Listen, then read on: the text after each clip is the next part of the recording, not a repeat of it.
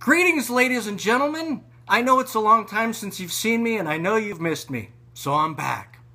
Actually, today was something that I ran into something today that as you know, that these videos I find very therapeutic, and I'm hoping sometimes that when people watch these, they can resonate with how I feel, and I don't know, maybe be empowered or something, even though what I share with you is not necessarily the best of news. And yeah, that is Thomas Jefferson behind me. So I guess that calls me racist. Anyway, I wanted to share with you guys, I usually don't read the Idaho Statesman, but I was alerted today to be able to read page A7 that says the police agencies look for a cut of the college kids' life savings. And we're worried about national issues, right? About Greece attaching 401ks and about that coming to America. Hey, we don't even have to wait that long. We have civil asset forfeiture. And I'm sure that's completely constitutional, don't you think? Anyway, so let's look into the story if you haven't read it. Again, it's on A7, July 1st, Idaho Statesman. Officer took $11,000 from a 24-year-old boy, but he wasn't charged with a drug crime. Wow. The DEA in February of 2014 seized $11,000 from Charles Clark. They didn't find any guns, no drugs, or no contraband on him. But the task force officers reasoned, using logic and reason, of course, and of course the Constitution and the rule of law, that the cash and the proceeds for the drug trafficking, because Clark was traveling on a recently purchased one-way ticket, he was unable to provide documentation of purchase of the ticket, and he couldn't even prove where the money came from. And his checked baggage had an odor of marijuana. Which one of those is probable cause to you, do you figure? Civil asset forfeiture is where the cops, legally, not lawfully, are able to take cash and property from people who are never convicted and in some cases never even charged with a crime. The DEA maintains that civil asset forfeiture has been an important crime-fighting tool to be able to protect the people and to take every freedom away they have in the name of security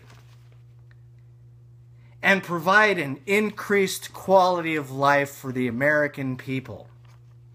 Increased quality of life? What are you talking about? Here's a part of the problem. Let me see if I can state this clearly.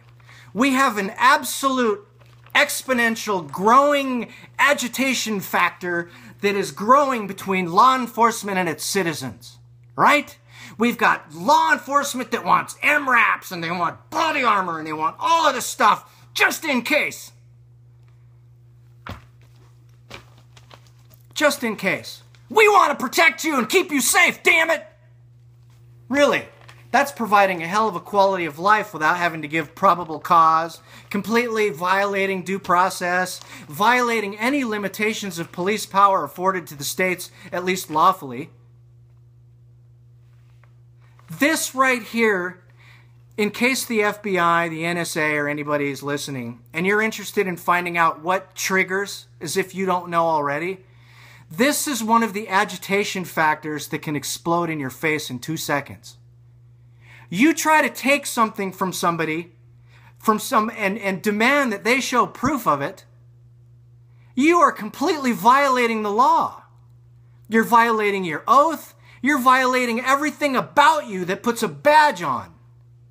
You are not you are not adhering to your oath of public trust to the citizens. You have become a mercenary. You have become a legalized plunder cop. Somebody that steals from people, which is something that you guys are supposed to prevent. But now somehow you guys have been given the authority to do it. So it's okay for law enforcement to steal, but it's not okay from a citizen to steal from his neighbor?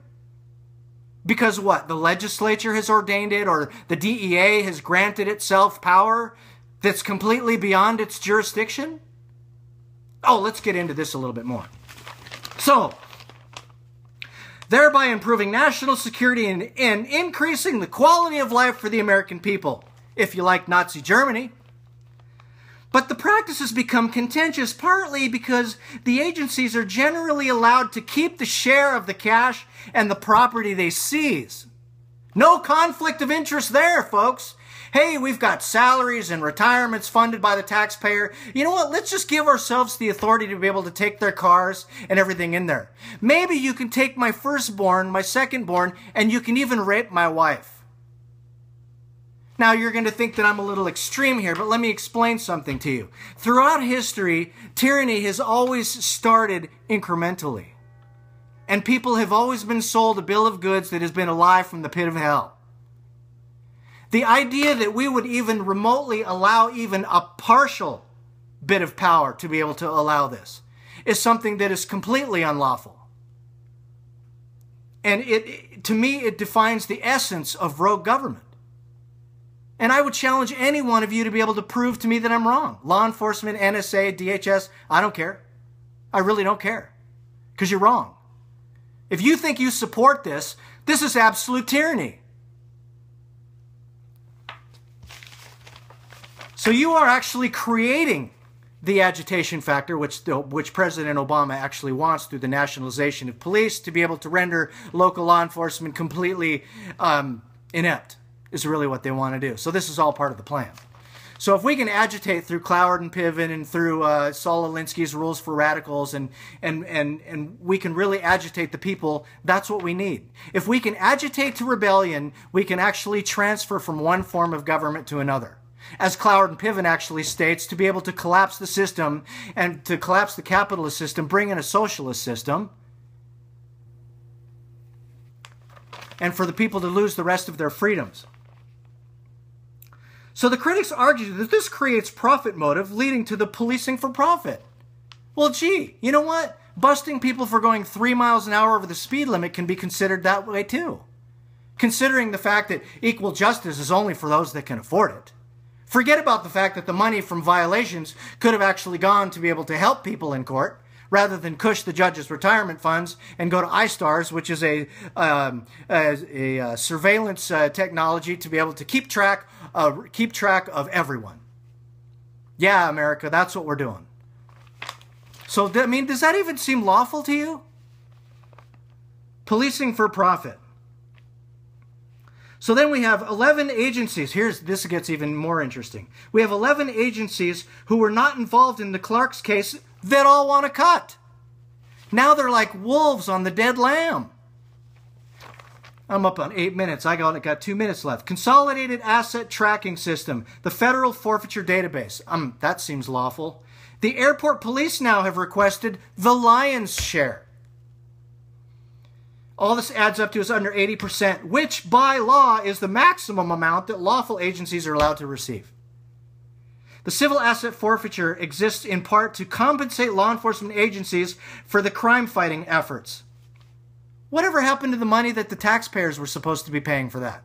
Oh yeah, that's right. It's going to illegal immigrants, refugees, social services, the totalitarian state in any other magnitude.